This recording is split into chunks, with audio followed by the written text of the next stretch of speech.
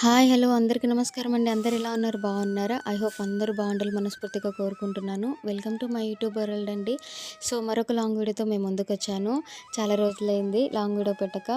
Okay అండి. Anyway first time నా channel చూసే వాళ్ళతో ఒకసారి నా ఛానల్ విజిట్ చేయండి. మీకు కంపల్సరీ నచ్చుతుంది. మీకు యూస్‌ఫుల్ అయ్యే వీడియోసే ఉన్నాయి. విజిట్ చేసి సబ్స్క్రైబ్, లైక్, షేర్, కామెంట్ పక్కన ఉన్న బెల్ ఐకాన్ క్లిక్ చేయండి. ఆల్రెడీ సబ్స్క్రైబ్ చేసుకున్న friends, my YT family members నా వీడియో మొత్తం స్కిప్ చేయకుండా చూసి లైక్, కామెంట్ ఇచ్చేసేయండి. ఓకే, మీ సపోర్ట్ నాకు చాలా ఇంపార్టెంట్. మీ తెలుగింటి అమ్మాయిని మీ ఇంట్లో అమ్మాయిలాగా ఆదరించి సపోర్ట్ చేయండి.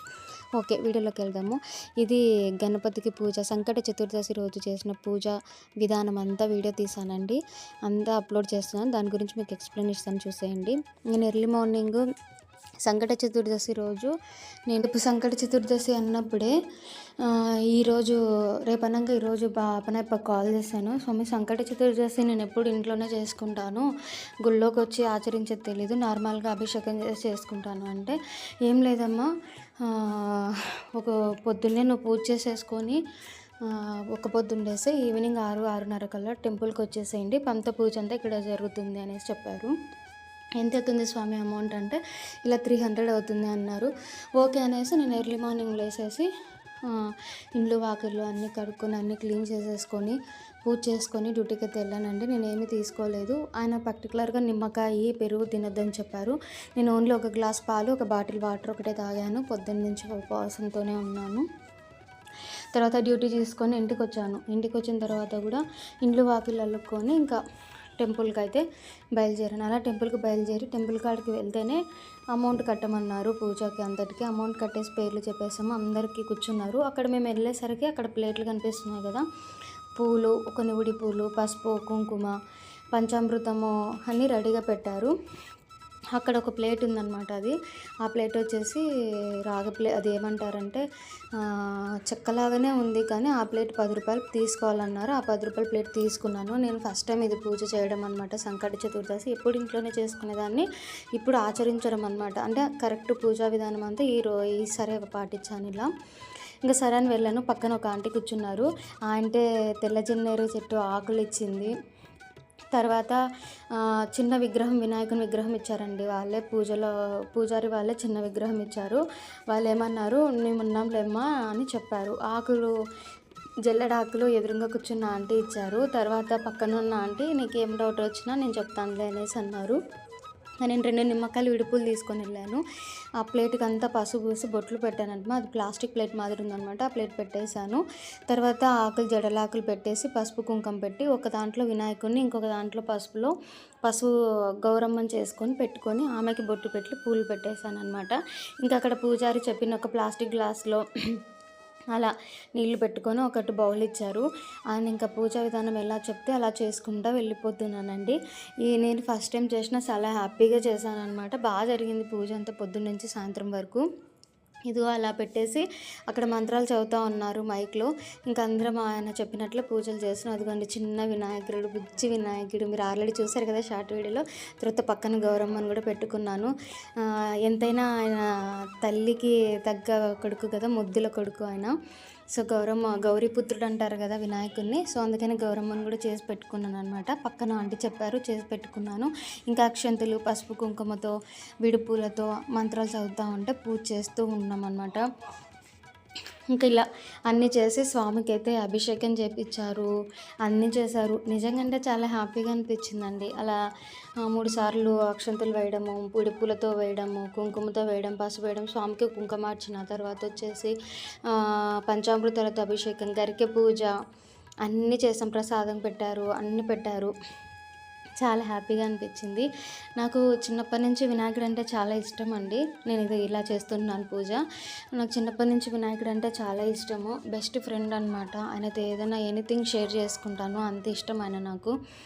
సో బెస్ట్ ఫ్రెండ్ అనమాట. కొన్నిసార్లు గొడవ పడినాంలేండి నేను వినాయకుడు. నేను గొడవ పడేసి నీతో మాట్లాడను, నీకు దండం పెట్టను, నీకు అది చేయను ఇది చేయను అనేసి గొడవ పడ్డాను. మళ్ళీ మామూలుగా నా ఫ్రెండ్తో నేను కంటిన్యూగా చేసుకుంటూనే ఉన్నాను. కొన్ని సిచ్యువేషన్లో అనిపిస్తుంది కదండి, దేవుళ్ళు లేడు ఉంటే ఇవన్నీ జరిగేటి కాదు కదా అనేసి. అలా నాకు ఒక 3-4 టైమ్స్ అలా అనిపించింది. ఆయనకు దండం పెట్టడం మానేశాను, పూజలు చేయడం మానేశాను.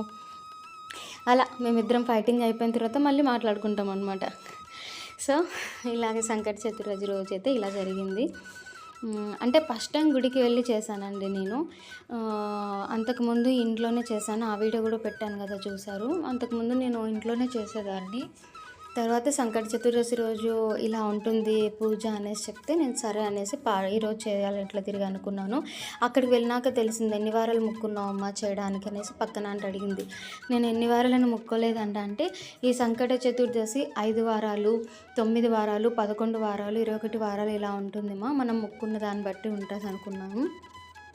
కానీ నాకు డ్యూటీ పరంగా వీలవుతుందో లేదో, ఇంకా ఇంట్లో అలా ఇలా వస్తూ ఉంటాయి కదా ఆడవాళ్ళ ప్రాబ్లమ్స్, అలా నేను చేస్తానో లేదో అంటే ఏం లేదమ్మా, నీకు ఎప్పుడు ఉంటే అప్పుడు నెల పాటిస్తూ ఉండు, నీకు ఇబ్బంది వచ్చినప్పుడు దాన్ని మళ్ళీ నెక్స్ట్ నెలకి వాయిదా వేసుకొని చేసేసుకోవచ్చు అనేసి అన్నారు.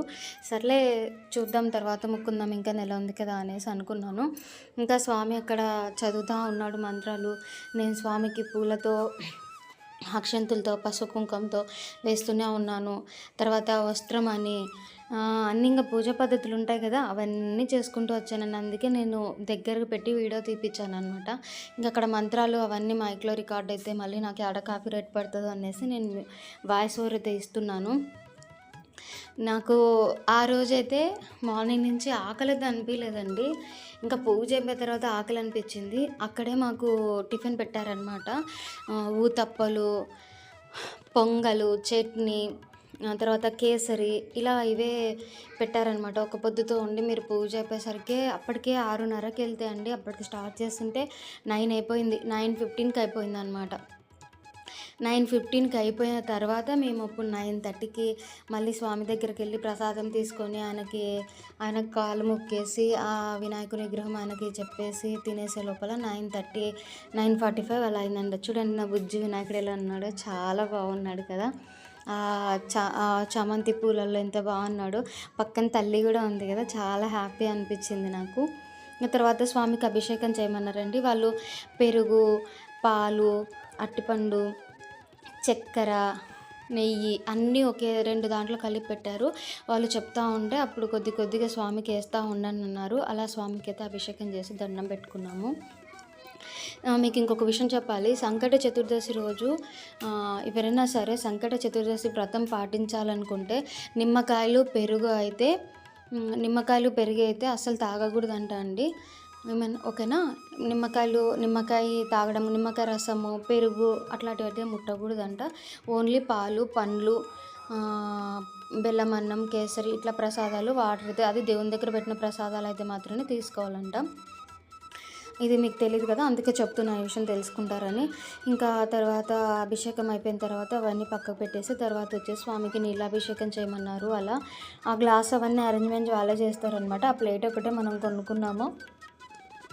ఇంకా అలా స్వామికి అయితే మేము మంత్రాలు చదువుతుంటాం, అంతవరకు నీళ్ళాభిషేకం చేస్తూ ఉన్నామన్నమాట. మీరు ఎవరైనా వ్రతం పాటిస్తే తెలుస్తుంది కదా అనేసి పెట్టాను అనమాట. ఈ వీడియో తీసి చాలా రోజులైంది, లేట్గా అప్లోడ్ చేస్తున్నాను. ఏం చేయాలండి, ఈ డ్యూటీతో నా వల్ల కావట్లేదు. కానీ ఈసారి నుంచి, ఈ వీక్ నుంచి నేనైతే కానీ వీక్లీ 2 కానీ 3 కానీ అప్లోడ్ చేస్తా. అది మీ సపోర్ట్ ఉండాలి. ఎలాగైనా లైక్, కామెంట్ ఇవ్వండి. పూర్తిగా స్కిప్ చేయకోకుండా చూడండి, సపోర్ట్ చేయండి. ఇలాంటి వీడియోలు ఇంకా ఇంట్రెస్టింగ్గా ఉన్న వీడియోలు తీయడానికి ట్రై చేస్తున్నాను. ఒక కంటెంట్ అంటూ వెతుక్కుంటున్నాను. సో చేస్తానన్నమాట. నెక్స్ట్ ఇంకొక వీడియో కూడా పెడతాను, అది కూడా చూసి సపోర్ట్ చేయండి. ఇంకా ఇలా అభిషేకం చేస్తున్నామండి. 6:30కి అలా, అంటే అక్కడికి వెళ్ళేసరికి 6:45 అయింది. 9:30 అలా అయిపోయింది. తినడం 9:30కి స్టార్ట్ చేసాము. ఇంటికి వచ్చేసరికి 10 అలా అయిందనమాట. ఆ రోజైతే పూజ అలా చేసుకున్నానండి. చాలా హ్యాపీ అనిపించింది. నేను ఒకటే కోరుకున్నాను, నాకు మళ్ళీ నీ పూజ చేసుకున్న అవకాశాన్ని ఇవ్వన్నారు. అలా 3 సార్లు నీళ్ళు చల్లుకోమన్నారు. స్వామికి అభిషేకం చేసిన నీళ్ళు, తర్వాత నీళ్ళు అభిషేకం చేసినవి అలా పిల్లలకి నేను అంతా చల్లుకున్నాము. ఇంకా తర్వాత వచ్చేసి గరిక పూజ ఉంటుందండి. తర్వాత స్తోత్రాలు చదువుతున్నప్పుడు అక్షంతులు పూలు వేస్తూ ఉండండి అనేసి వినాయకుని అష్టోత్తర శతమానవళి చదివారనమాట. అష్టోత్తర శతమానవళి అలా చదువుతూ ఉంటాను, మీరు వేస్తూ ఉండండి, విడిపూలు వేస్తూ ఉండండి అని చెప్పారు. అలా పూలతోనూ, అక్షంతలతోనూ, కుంకుమ, పసుపుతోనూ అన్నీ చేశారు. మన వినాయకుడు అంటేనే పసుపు అంటేనే వినాయకుడు కదా. అలాగనే గౌరీపుత్రుడు ఆయన అజ్జిపూజ్యుడు మన బుజ్జి గణపయ్య అన్నమాట. అలా చేసుకున్నాము. ఇంకా తర్వాత పక్కన ఆంటీ నాకు వస్త్రం ఇచ్చిందండి. అంటే దూదితో మనం ఇలా కుంకుమతో ఇలా తీసుకొని చేసుకుంటాం కదా, అక్కడ ఉన్నది మనము నాగుల చవితికని యూజ్ చేస్తాం, అది వస్త్రం అంటారనమాట. అభిషేకం అయిన తర్వాత ఆ వస్త్రాన్ని అమ్మవారికి ఒకటి, వినాయకునికి ఒకటి పెట్టానమాట. తర్వాత పసుపుతో స్వామికి 3 సార్లు, కుంకుమతో 3 సార్లు వేయండి, అక్షంతలు వేయండి అన్నారు. అది వేసిన తర్వాత కుంకుమార్చన స్టార్ట్ అయిందనమాట. కుంకుమ అంతా ఆయన స్తోత్రాలు, అష్టోత్తర శతమానములు, వినాయకుని అష్టోత్తర శతమానములు చదువుతుంటే పక్కన మేము కుంకుమ వేస్తూ ఉన్నాం అనమాట. దానికి కూడా పేపర్ ఇచ్చారు, ఆ పేరులో వేసుకొని మీరు ఆ బొట్టు పెట్టుకుంటూ ఉండండి అని చెప్పారు. అలా పెట్టుకున్నామండి. తర్వాత నాకు పక్కనున్న వాళ్ళు కూడా బిల్వపత్రం ఇచ్చారు. అక్కడికి వెళ్ళాక చాలామంది, నేను ఫస్ట్ టైం వెళ్ళాను కదా, నాకు స్వామిని అడిగినా కూడా నాకు నిమ్మకాయలు, విడిపూలు ఒకటే తెచ్చుకోమన్నాడు. ఇవన్నీ నాకు చెప్పలేదు. వస్త్రం కానీ, బిల్వపత్రం కానీ, జల్లెడి పూలు, జల్లెడి ఆకులు కానీ. మీకు ఇంకొక విషయం తెలుసా, తెల్ల జల్లేడు చెట్టు కింద వేర్లు ఉంటాయి కదా, వినాయకుని రూపంలో ఉంటుందండి. కొంతమందికి దోషాలు పోయినప్పుడు ఎర్లీ మార్నింగ్ చీకట్లో ఎవరు చూడకుండా జల్లెడి చెట్టుకి తిరగాలి అని అంటారు. అది తెల్ల జల్లెడి చెట్టుకండి, వేరేది కాదు. ఆ తెల్ల జల్లెడి కింద వేర్లు అనేది వినాయకుని రూపంతో ఉంటాయంట. ఇది మీకు తెలుసో తెలీదు, మీకు చెప్పేసాను. ఇంకా తర్వాత గరిక పూజ చేపిస్తున్నారు. దేవుడి దగ్గర పెట్టిన అట్టిపండు స్వామికి ప్రసాదంగా పెట్టేసి గరికతో పూజ చేయండి అని అంటే గరికతో పూజ అయితే చేస్తున్నామండి. ఇలా గరిక పూజ అయితే చేస్తున్నాము. అదిగో అలా స్వామికి గరిక కూడా చాలా ఇష్టం కదా. ఇంకా అలా వస్త్రం అర్పించాను, తర్వాత సమర్పించాను, బిల్వపత్రం సమర్పించాను, పూలు, పాలు, పండ్లు, నైవేద్యాల అభిషేకంతో స్వామిని నిండార్పణంగా మనస్ఫూర్తిగా దీవించాను. ఆయన దీవెనలు నాకు ఉండాలని నమస్కారం పెట్టుకున్నాను. ఇంకా స్వామికి టెంకాయలు కొట్టించి మాకు టెంకాయ అరటిపండు ఇచ్చేసి అవన్నీ పెట్టేసి వాటిపైన నీళ్ళు చల్లి సమర్పయామని చెప్తాను. అందరు ఇలా చేయి చూపించాను అంటే అలా చేసుకున్నాను. ఇలా అయితే పూజ చాలా హ్యాపీగా జరిగిందండి. ఇంకా తర్వాత స్వామికి చూపించి 3 సార్లు నీళ్ళు గిన్నెలో వేయమన్నారు, వేశాను. తర్వాత అదిగోండి వస్త్రం అయితే అర్పిస్తున్నాను స్వామికి, గౌరమ్మ. తర్వాత ఇంకా అక్షంతలు వేసి ఇలా అయితే పూజ కంప్లీట్ చేసుకొని ఇంటికి అయితే వచ్చాను. సంకట చతుర్దశి పూజ చాలా చాలా బాగా జరిగింది, చాలా మనశ్శాంతి అనిపించింది. సో వీడియో ఎలా అనిపించిందో చెప్పండి. మీకు నచ్చితే కానీ లైక్, కామెంట్, షేర్, పక్కన ఉన్న బెల్ ఐకాన్ క్లిక్ చేసుకోండి. కొత్తగా చూసే సబ్స్క్రైబ్ చేసుకోండి. అలా మీరు లేచి అక్కడే ప్రదర్శనలు చేయండి అన్నారు, చేసేసామండి. తర్వాత నిమ్మకాయ అలా తీసుకొని చేతిలో పెట్టుకొని ఆ మంత్రాలు చదివారు. దాని తర్వాత గిన్నెలోకి వేసేసి మేము మంత్రాలు చదువుతూ ఉంటాం, నీళ్ళతో నివేదించండి అన్నారు. నీళ్ళతో నివేదించమండి అలా ఒక నిమ్మకాయ. తర్వాత స్వామి దగ్గర హారతి తీసుకొచ్చారు, హారతి తీసుకున్నాము. ఇలాగ స్వామికి పూలు అక్షంతలతో వేసి దండం పెట్టుకోండి, మీకు ఏమన్నా కోరికలు అంటే మొక్కోండి అనేసి చెప్పారు. సంకట చతుర్దశి పూజా విధానం అంతా ఇదేనండి. ఇలా అయితే నాకు బాగా జరిగింది. అందరూ బాగుండాలి, అందరితో పాటు మేము బాగుండాలి మనస్ఫూర్తిగా కోరుకుంటున్నాను. బాయ్ అండి.